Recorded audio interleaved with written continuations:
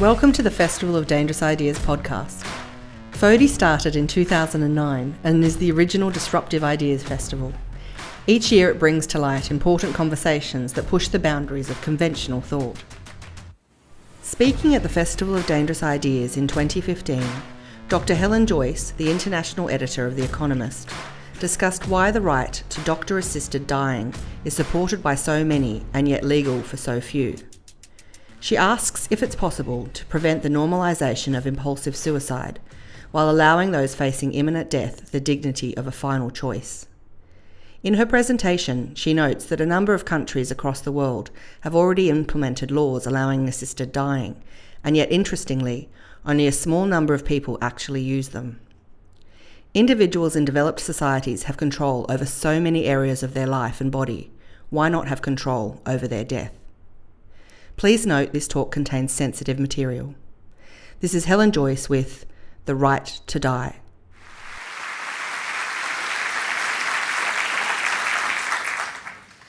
So The Economist magazine was founded in 1843, and it was founded to campaign on a single issue, which was to repeal the Corn Laws, which was a set of laws at the time that kept grain out of the country and kept prices high for local suppliers.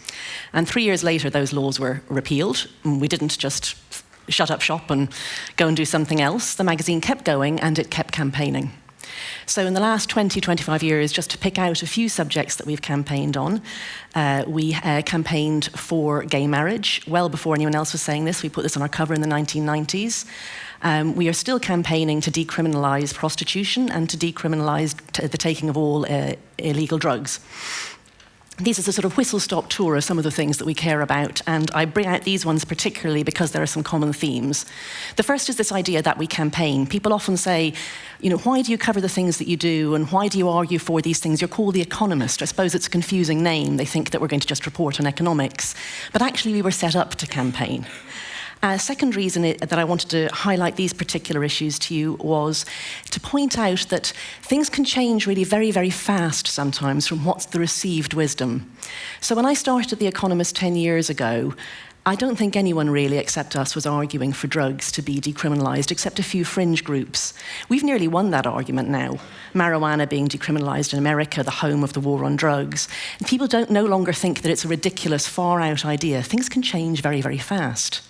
The editorial we wrote in the 1990s, our first editorial on gay marriage, was written by a gay colleague.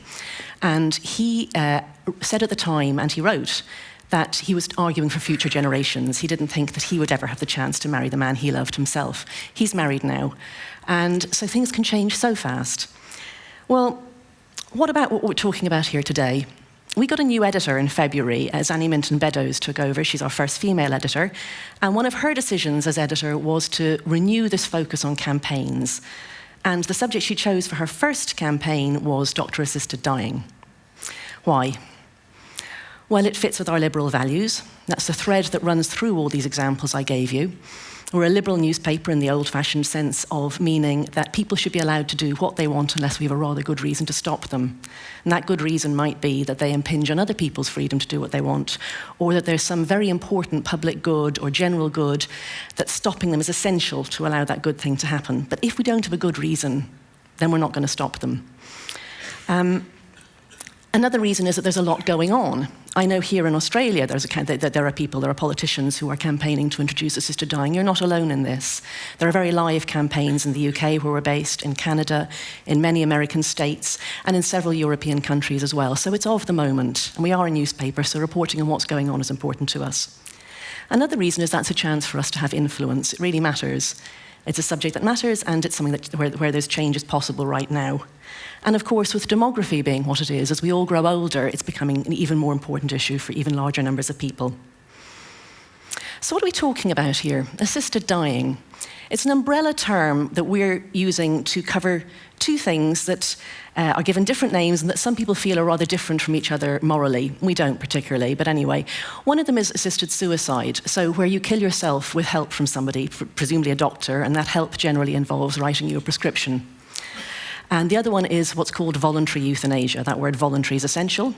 So involuntary euthanasia is what the Nazis did, killing people who didn't want to be killed. Voluntary euthanasia is killing somebody who has asked you to do so. So in general, that would be the doctor giving you the drug, maybe intravenously.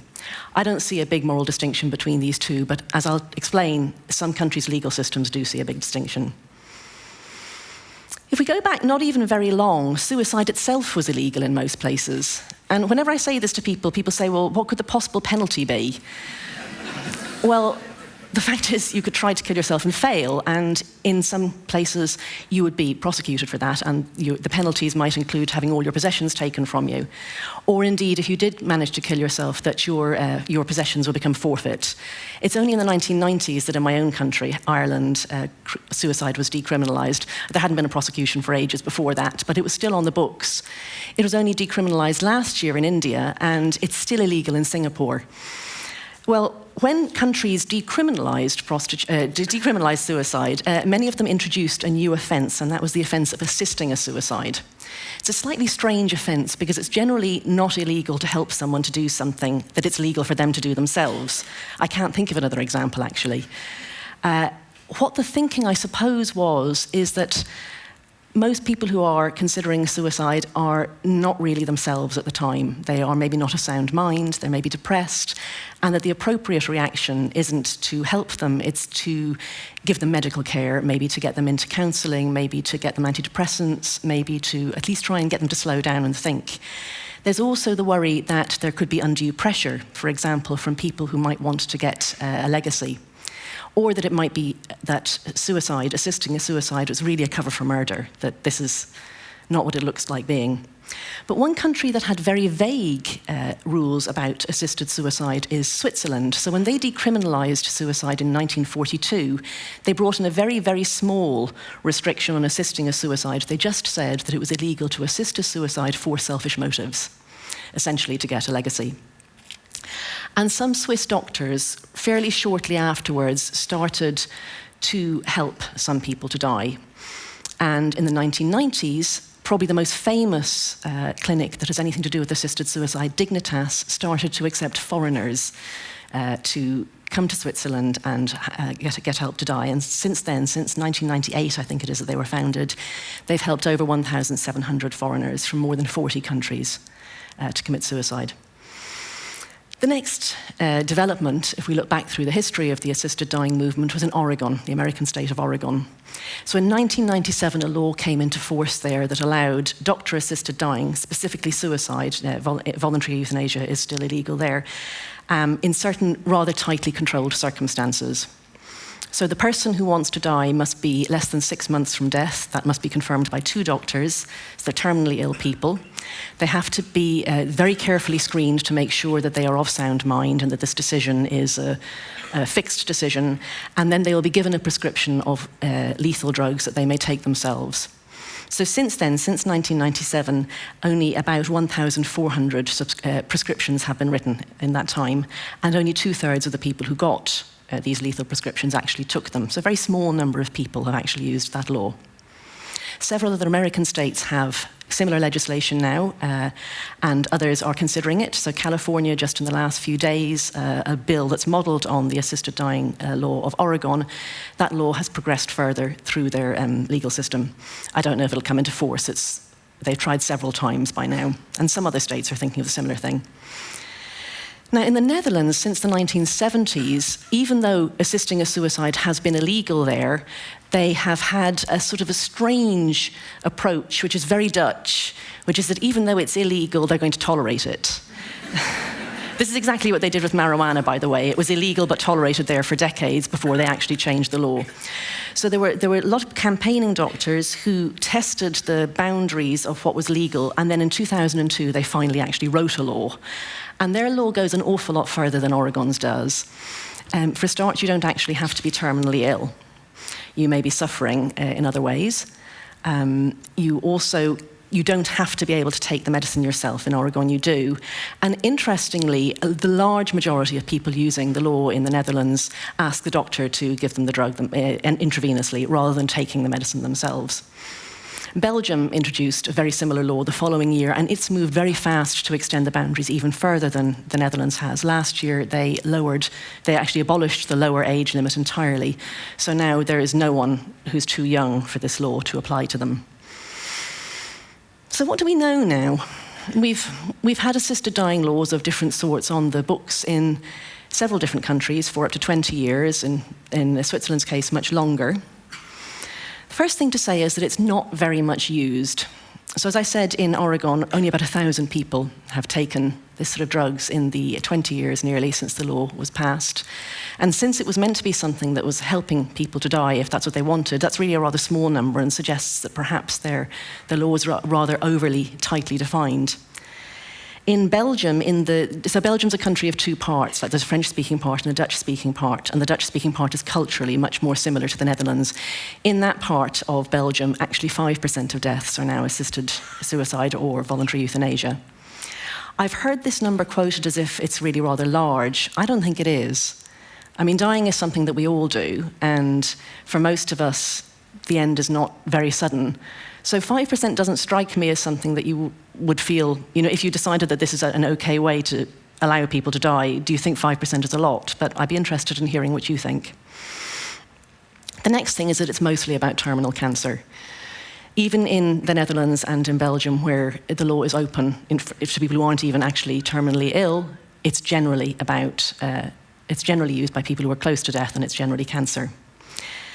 And then the next thing that's interesting to say is that it's not actually about pain, especially if you haven't got this sort of law on the statute books in your own country, or if you haven't given it a great deal of thought. You think that this is about agony, terminal agonies. Well, we have got a lot of medication that can control pain, even very great pain towards the end. It's not always used as well as it may be. There are people who die in a great deal of pain, but actually that's not the reason that's cited in any of the countries, mostly. It's what you might call existential suffering, is what people talk about. So people say that they feel they've had their lives are over, and there's just a bit at the end that they now have to get through, and they don't want to. It's a bit where they're maybe lonely, where they feel pointless, they may have feelings of helplessness, of lack of control, lack of dignity.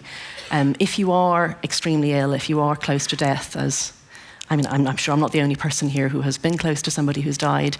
Most of us will have been. You'll know that it's not just pain that people suffer from. So they suffer from knowing the situation, but they also suffer from many, many other indignities like constant exhaustion, or not being able to control their bodily functions, or having permanently lost their appetite, or being unable to just generally do anything, move. It's a great topic, this one, isn't it? I really have them rolling in the aisles with this one. So 5%, is 5% a lot? Do you mind if I just ask you to put your hands up and tell me if you think 5% is a lot of all deaths to be suicides or assisted dying? So yeah, okay, so some people are putting their hands up. Who thinks that it would probably end up even higher than that if the law... Okay, all right, I don't have to do much persuading then. People who are against assisted suicide, in particular doctors, so doctors' organisations in most places are actually against any of this sort of law. California's Medical Association has just dropped its opposition, in fact. But in the UK, the BMA, the British Medical Association, is very strongly opposed to introducing any such law. They say that it's not needed. And they say it's not needed for several reasons, one being that palliative care can control suffering at the end of life. Now, is that so? As I said, there are pain medications that one can use at the end of life. They aren't always used very effectively. So one of my colleagues, when we were preparing this material, did come by to say that she had just been to see an old friend who was in hospice and was very close to death from cancer. And it was quite clear that the pain was coming and going in waves, and that he was quite inwardly focused trying to manage it. So, okay, maybe the medication is there, but maybe it's not always used as it might be. But the other thing that they say, doctors, is that, so the other thing to say, I mean, about palliative care is that it's not like that gets you where you want to be. I talked to a British sociologist called Clive Seal, and he went to a talk by an opponent of assisted dying, and they said, well, if everyone was in hospice, the demand would vanish. And he thought, that's actually a question I can answer empirically. So he surveyed people in British hospice who had terminal cancer, and also those in hospital who had terminal cancer. And he found that actually those in hospice were more likely to say that they would consider assisted suicide, were more likely to have researched it, and were more likely to say that they should be allowed to do it. And that's a very unexpected result. And why would that be? What he said in the end was that if you're in hospice, you're someone who's thinking about the situation, you're thinking about the fact that you are going to die and you've accepted that, and you're planning, you've looked at your options, you've chosen hospice. Many people are in denial, or they maybe it hasn't been fully communicated to them that they are close to death. Those are the people who aren't going to think of assisted suicide. So it's not the case, if you hear it said that palliative care and hospice can take away the demand for assisted suicide, that's not actually true. 5%. The other reason that I don't think 5% is very high is that doctors actually act all the time to hasten death. There's a wide range of ways they do that. One way is by withholding or withdrawing life-sustaining treatment. That may be very aggressive treatment, for example, if you're someone who's on a ventilator, or it may be actually food and drink towards the end of life are withheld. Second reason is that pain management, when the pain is very intense, can shorten life too. And correctly, doctors generally prioritise the management of the pain rather than the extension of the life. And the third reason is that in the last 10 or 15 years, a thing called terminal sedation has become much, much more commonly used. Towards the end of life, people aren't only in pain, they can sometimes be very distressed and unable to communicate what it is they want, and confused. And it can come to the stage that there's really nothing much you can do for them except to calm them right down with sedative. And then this can be that this is something that just continues for a few days and the person sort of naturally slips away, and you may withhold food and drink during this as well. This is a way a lot of people die nowadays. I couldn't tell you any numbers because nobody has counted them. We don't have any good data on how people die, where they are. We know where they are, mostly in hospital, now, more and more in hospital now, but we don't know how they die, how the decisions were made towards the end. Now, one of the great privileges of having written about this subject is that a lot of people have shared with me their knowledge and their experiences of end-of-life situations. I've never written anything that so many people have knocked on my office door or have sent me long emails about or have even phoned me to talk through things. And it has become clear to me that basically people either aren't thinking about this at all, or they're thinking about it and actually quite strongly outraged, have strong opinions on one side or the other. And if you forgive me, I have a sort of an analogy that maybe sounds tasteless to some of you, and that's childbirth. If you go back about a century, in Britain anyway, and I'm sure in a lot of other countries, you didn't talk about what childbirth was like. And women who had their first babies were often in quite significant ignorance about what was going to happen. I remember reading a book in which a woman who just had a baby was described, and I'll never forget the exact phrase that was used. It said that she was feeling a bit sorry for herself. You don't say. She's just gone through natural childbirth without any pain relief, and you didn't tell her what was coming, and now she's feeling a bit sorry for herself. So, people were two camps. Either you knew what you were talking about, possibly only too well. No men were in this camp except a few doctors. Or you really didn't know. You might know that actually this is very dangerous. A lot of people, of course, used to die in childbirth. And we're kind of in that situation now, unfortunately, when it comes to the end of life. Because we don't do it at home anymore, and because, thankfully, not so many children die anymore as they used to, most of us haven't seen it unless we've seen it. Do you know what I mean? Like, either you know only too well how this isn't what you thought it was going to be like, or you actually just don't know. And the result is that those of us who don't know, well, we can say quite ignorant things, and we can kind of shut ourselves off from thinking about this. So we did do some polling on attitudes to go with this editorial that we did in June. We polled people in 15 countries on their attitudes towards assisted dying. The results were very interesting, but maybe not quite what they seem on the headline. Australia was one of those countries, and you were very much like most of the rest of the countries we polled, which were European countries, US, Canada, Japan, Russia. there were strong majorities in most countries in favour of legalising doctor-assisted dying in some form. I think Russia was the only country that there wasn't, and Poland was borderline. Interestingly, we then said, well, how? So how do you want it to be legalised? Do you want the doctor to be allowed to give you the medicine, or do you want to have to take it yourself? And about up to 10% of all people went no, neither of those. It's like, well, you've just said you wanted to legalise it, you don't want to do it anyway. So first off, this just shows people aren't maybe thinking very hard about this issue. And we then asked them in what circumstances. So very strong support for allowing people to have assisted dying in situations of intolerable physical suffering, not just pain, suffering. And then that support drops away when you talk about people who are under 18, and the younger you go, the more. The support drops off, or people who are suffering mentally. I want to address 3 specific questions that I think, and that I know from experience from the things that people have come and talked to me about, 3 specific questions that I know people find very hard. And one of them is this question of children, and one of them is the question of mental suffering, and the third question I want to really look at specifically is whether allowing assisted dying in some form devalues what we might call difficult lives. So difficult lives meaning people who are disabled in some way. Are we saying that they're in some way less worthwhile human beings? I'll take them in this order. I think I'm going to talk about children first.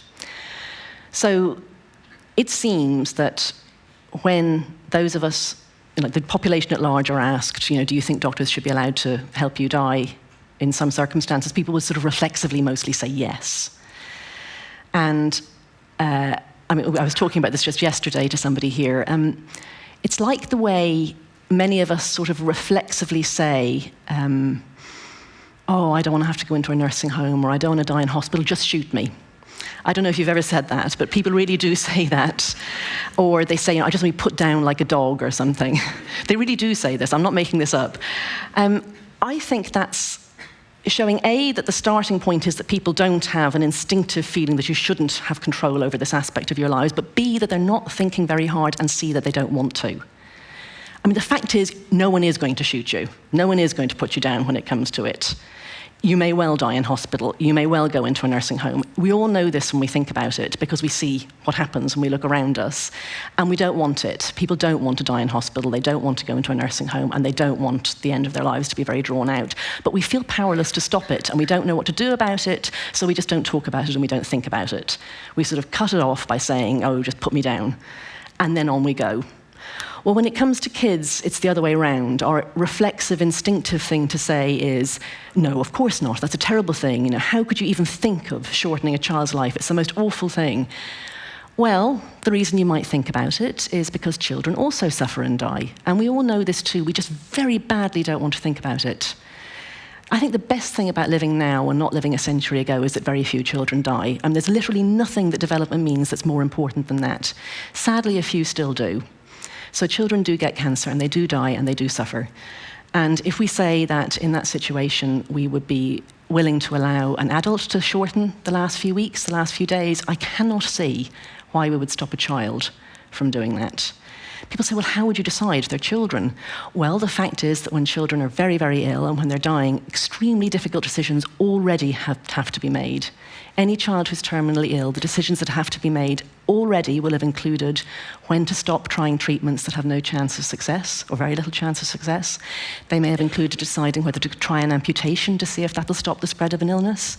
All of these things will already have had to be decided, and we know, if you're a paediatrician, if you work in this end-of-life care for children, you already have a procedure for doing this. Things are decided between the children, the parent, and the doctor. They're decided on evidence. They're decided in discussion. Depending on the child's age or the situation of the parents, different weights are given to different people's opinions. I just don't see that there is a bright line between those already extremely difficult decisions and this last one. But the rest of us don't want to think about this because we're so lucky we don't have to.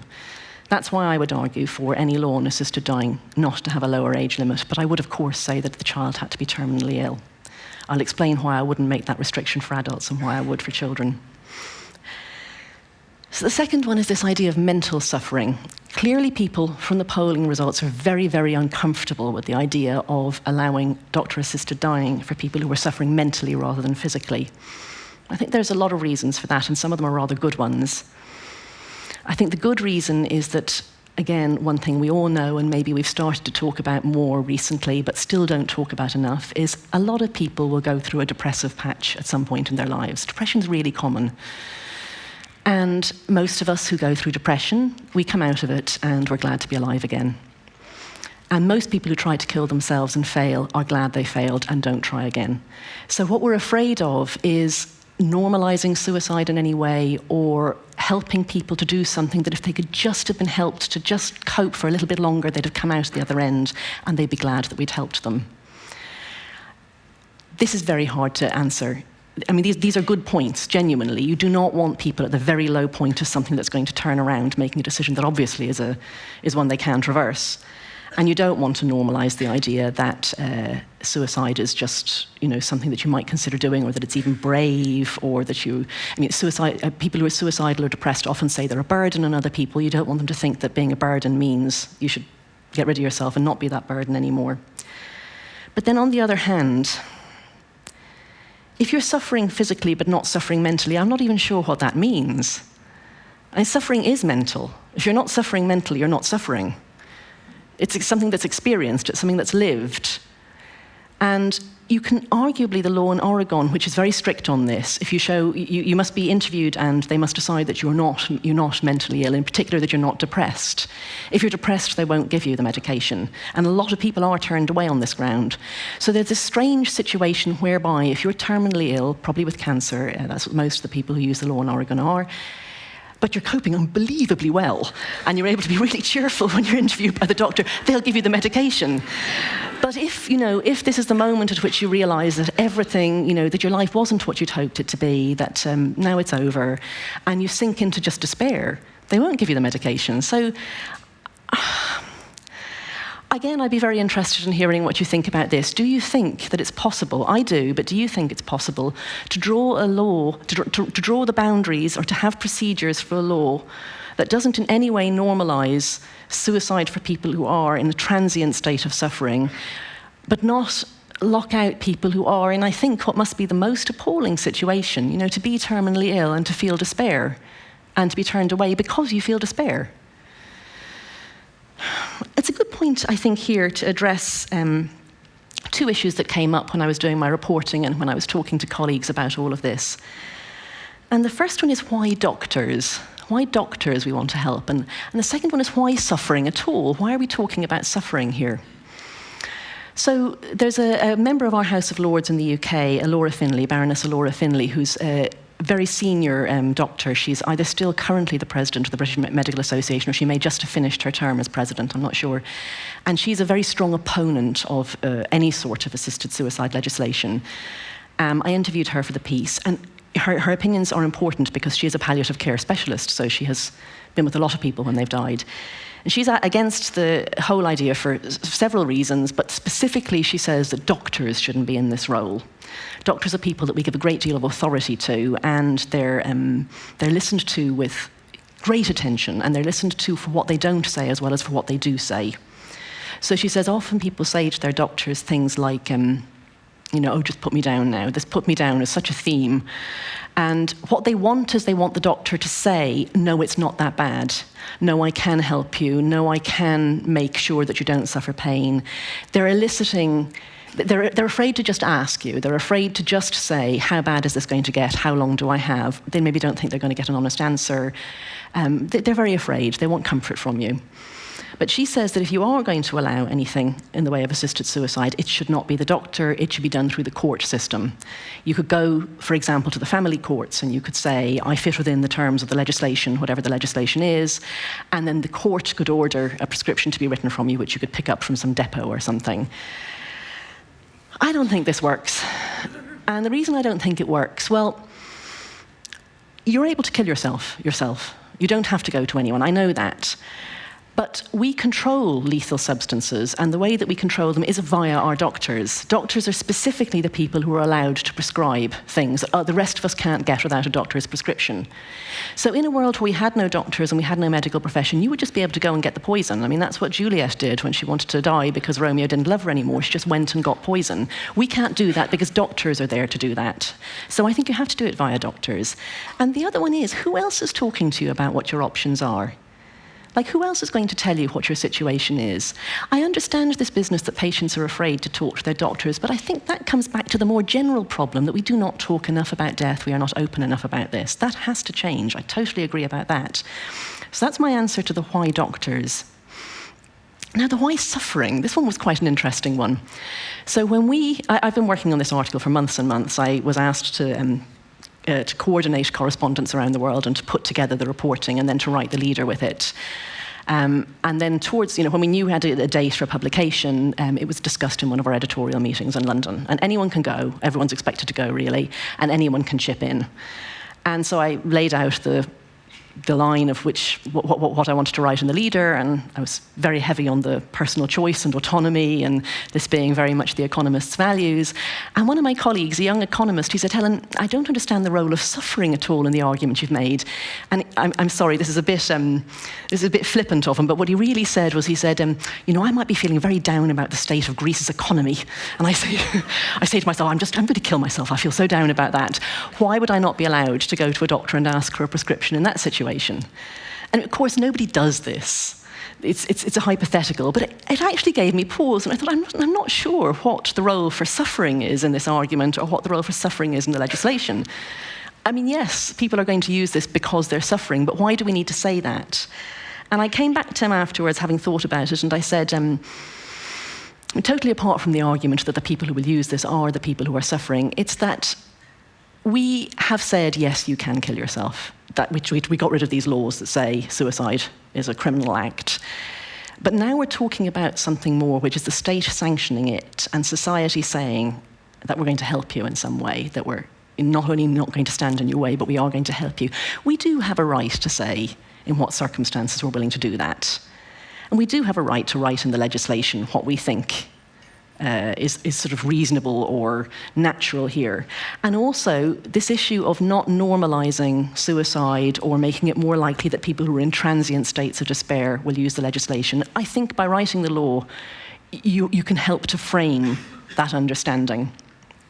It was an interesting question, though. Some clever colleagues. The third one I wanted to discuss was this issue of whether allowing doctor-assisted dying in some way devalues some people's lives compared with other ones. So the people who have been most vocal in favour of doctor-assisted dying, and the people who've gone to court or the people who've become campaigners on this, are very often people with very severe disabilities. That's not who uses the legislation most. That's really about terminal cancer. But the most heart-rending cases are people, for example, with motor neurone disease. And these are people who can see ahead of them, who know that their condition is going to deteriorate. Mentally, they're still going to be fine, but a point is going to come when they are completely physically disabled, paralysed from the neck down, possibly unable to speak, and that then they will die rather slowly over some time after this. And they know if they wait, they're not going to be able to do anything about it themselves. So quite tragically, some people in this situation have gone early to Switzerland from the UK and from other countries because they're afraid of leaving it too late. So they've wasted and lost a part of the life that they still could have had, which I think is quite appalling. Well, what about people who are in that sort of situation who don't want to die?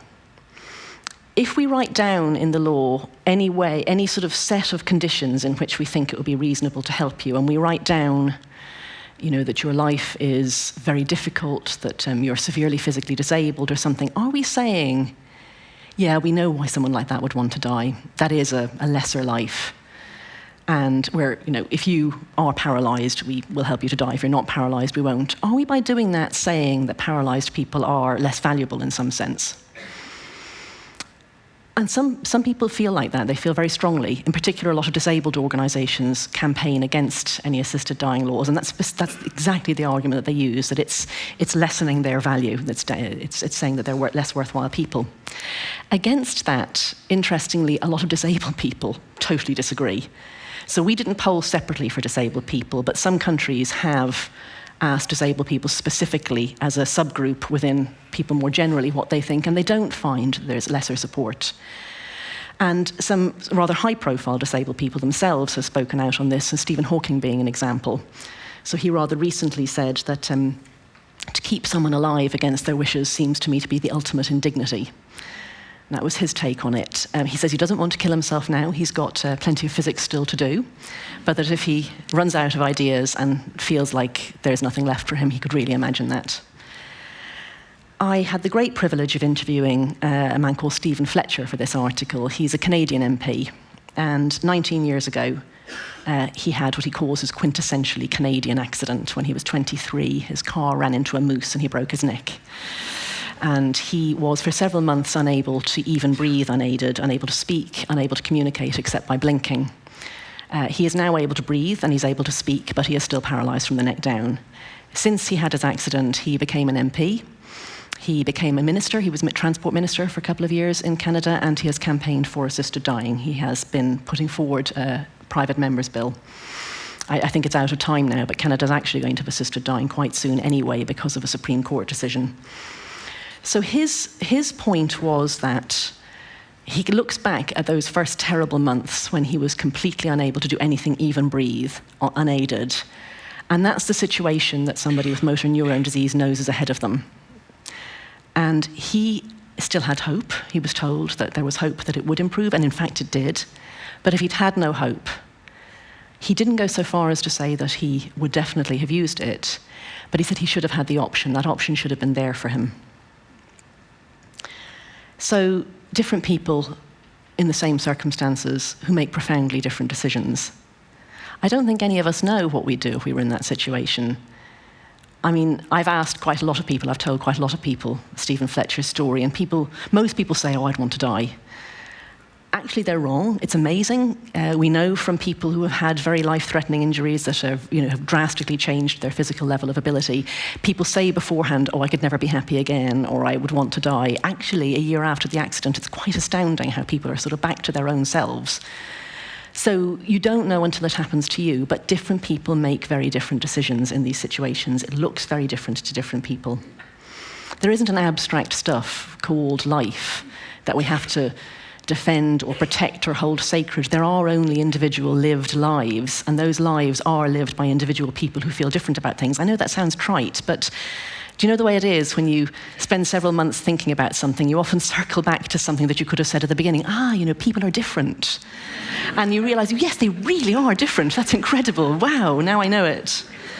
So I'm glad I'm getting you to laugh still at the end of this talk. I think that really is a great thing I've managed to do there. So I'm going to tell you a really down story now.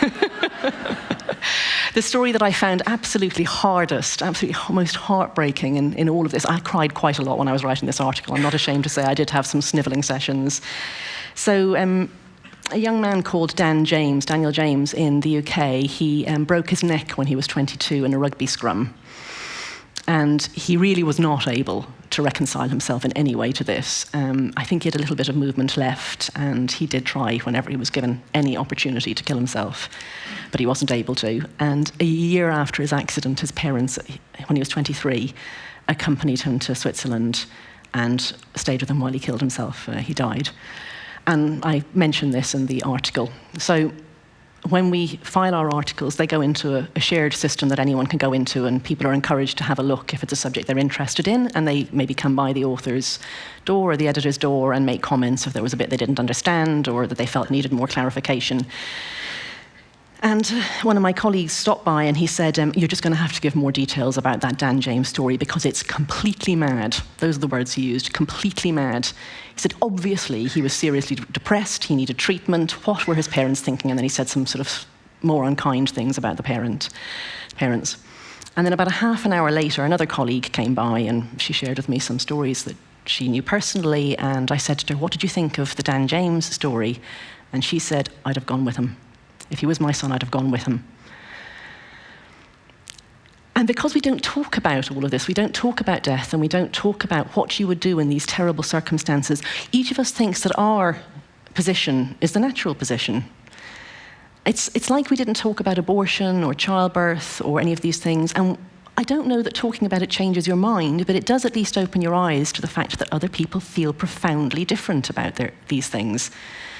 I mean, I don't know what it's like here, but do women columnists here write about their childbirth experiences in a very censorious way and say that other women made stupid choices, and either that they're hippies who wear sandals and eat yogurt and muesli if they wanted a natural childbirth, or that they're too posh to push if they said they wanted to have cesareans? Because we do this a bit in Britain, and they do it in the US as well. And there's recently been a few women who've called for a truce on this one. So when a woman tells you about her water birth and her ball that she used to rotate her hips and so on, and this all sounds awful to you because you had an epidural and that was the best thing ever, you don't say anything except, "Good for you, not for me." So we know now that people feel differently about these things, and because we've talked about it. So what do I want you guys to do? What does The Economist want you to do? We're campaigning on this. Well, we think the law should be changed. That's what our campaign is. But before that, and importantly for that, I think we need to just start talking more about death and talking about the fact that we are all going to die. It's not going to be that easy for most of us at the end. What are we going to do as a society to make it better? Not just easier, but better. A death can be a good death. That is a possibility. If you have someone you want to talk to about this, I highly recommend Atul Gawande's book, Being Mortal. He's a doctor who's a profoundly beautiful thinker and writer. And I've used the book myself in difficult conversations with family members. It's amazing how you can talk about these things and how grateful people are who've been alone and worried and who feel they can't talk about it, how grateful they are if you maybe are able to find a good way to start a conversation. So that's what I'd ask you to do, to talk, to find out what other people think, to get better informed about this, and to start a conversation. Thank you.